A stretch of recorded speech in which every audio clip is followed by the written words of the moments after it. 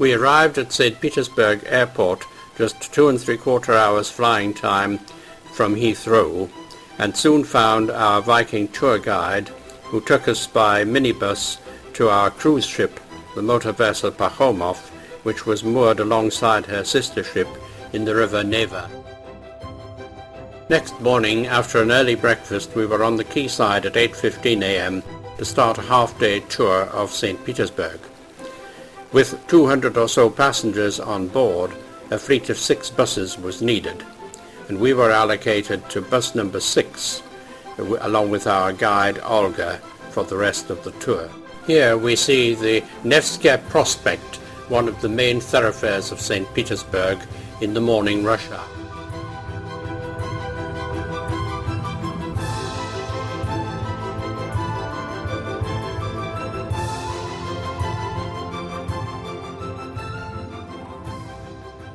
The Stock Exchange building, which now houses the Central Naval Museum.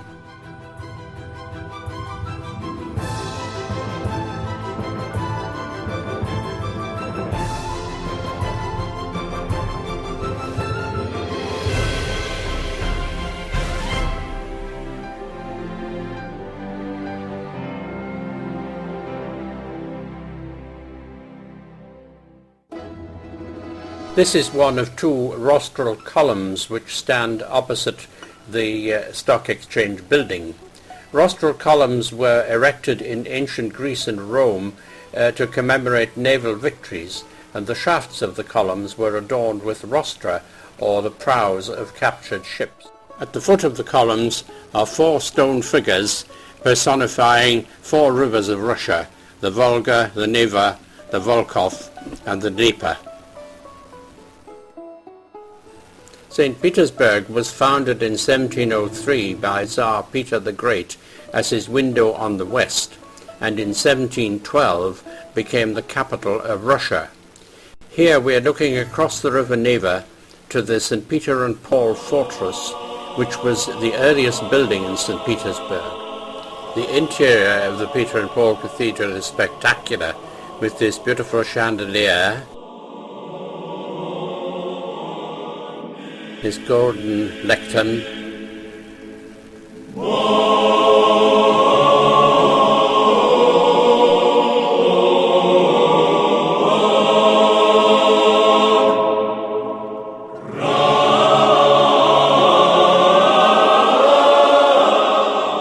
this gold holy door,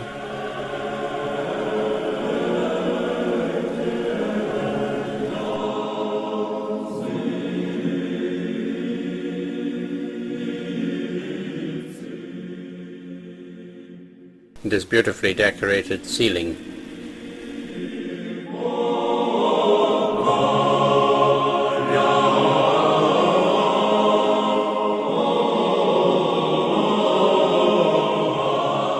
On the right of this picture is the tomb of Tsar Peter the Great, and on the left that of Catherine I.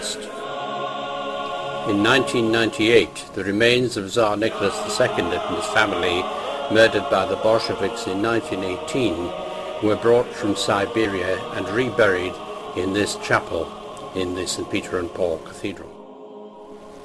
A close-up view of the distinctive spire of the Peter and Paul Cathedral.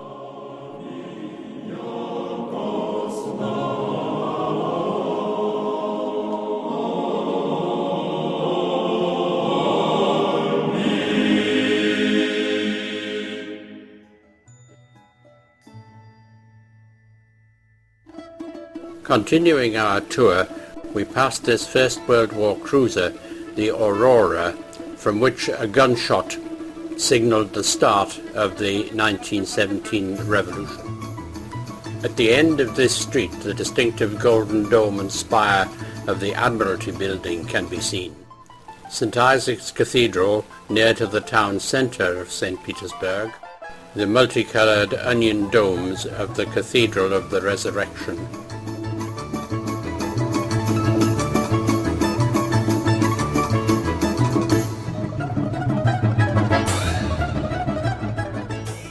The St. Petersburg University building, and the Bronze Horseman, a statue of Tsar Peter the Great, standing opposite the Winter Palace, now part of the Hermitage Museum. We returned to the Pakolmov for lunch, and I felt that this dessert merited a photograph. We opted not to take advantage of the free shuttle bus which was provided for us to explore the city on our own in the afternoon, but instead had a restful time on board the ship. In the evening we enjoyed one of the highlights of the tour, a visit to the St. Petersburg Musical Comedy Theatre for a first-rate performance of Tchaikovsky's Swan Lake Ballet.